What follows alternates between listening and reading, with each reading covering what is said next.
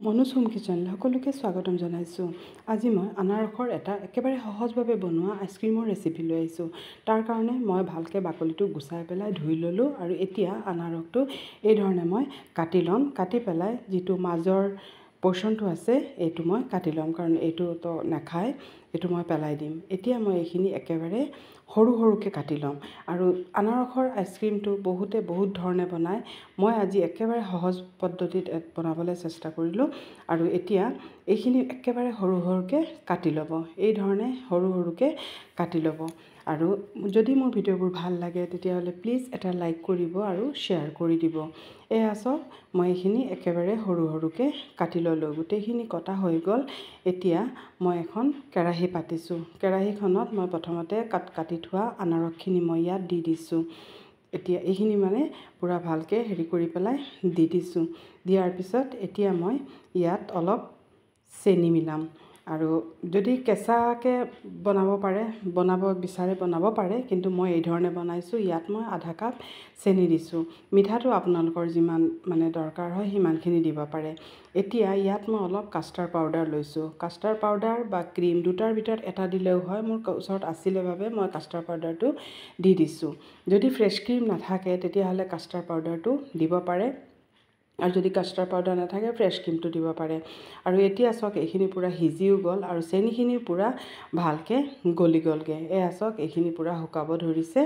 এই সময়তে মই কাষ্টাৰ্ডখিনি ইয়াত দি দিম, গুলি থোৱা কাষ্টাৰ্ডখিনি ইয়াত দি দিম। এতিয়া লাহে লাহে এইখিনি দিয়াৰ পিছত মই এইখিনি ভালকৈ লৰাই ল'ম। এই ধৰণে লগে লগে লৰাই ল'ব, নহ'লে গোটা বান্ধি যাব। এই ধৰণে পূৰা লৰাই পেলাই আৰু এতিয়া অলপ গেছৰ ফ্লেমটো অলপ হাই কৰি দিব। দি পেলাই এইখিনি অলপ দেৰি উতল অহালৈকে মই ভালকৈ লৰাই থাকিম। আৰু যেতিয়া উতল আহি যাব তেতিয়া গেছটো অলপ কমাই দিব আৰু অলপ উতলাৰ পিছত অলপ শুকাবলৈ দিব, কাৰণ বেছি পনীয়া হৈ গৈছে আইচক্ৰীমটো হ'বলৈ হ'ব, সেইকাৰণে অলপ শুকাবলৈ দিম। এই ধৰণে পূৰা ভালকৈ লৰাই থ'ম। আৰু এতিয়া নমাই পেলাই এইখিনি অলপ ঠাণ্ডা হ'বলৈ দিম। আৰু এতিয়া ঠাণ্ডা হোৱাৰ পিছত মই কি কৰিম, বাতি এটা ল'ম। এইখিনি গ্ৰাইণ্ড কৰিব লাগিব, কাৰণ যিহেতু মই টুকুৰাকৈ দিছিলোঁ। আৰু যদি আপোনালোকে ভাবে এই ধৰণে নোৱাৰে তেতিয়াহ'লে কেঁচাতে পিচি ল'ব। আৰু মই কি কৰিছোঁ, এইখিনি অলপ ডাঠ হৈ গ'ল, সেইকাৰণে ইয়াত অলপ ফ্ৰেছ ক্ৰীম দি দিছোঁ। দি পেলাই এইখিনি মই পূৰা ফাইন পিচি লৈছোঁ। সেয়া চাওক, এইখিনি পূৰা ফাইন পিচা হৈ গ'ল। আৰু এতিয়া কেঁচাতেও পিচি পেলাই তাৰপিছত আকৌ চেনি দিও গৰম কৰিব পাৰে। আৰু এতিয়া মই ফ্ৰেছ ক্ৰীমখিনি ইয়াত লৈ লৈছোঁ। লৈ পেলাই এইখিনি খুব ভালকৈ মই ফেটি ল'ম।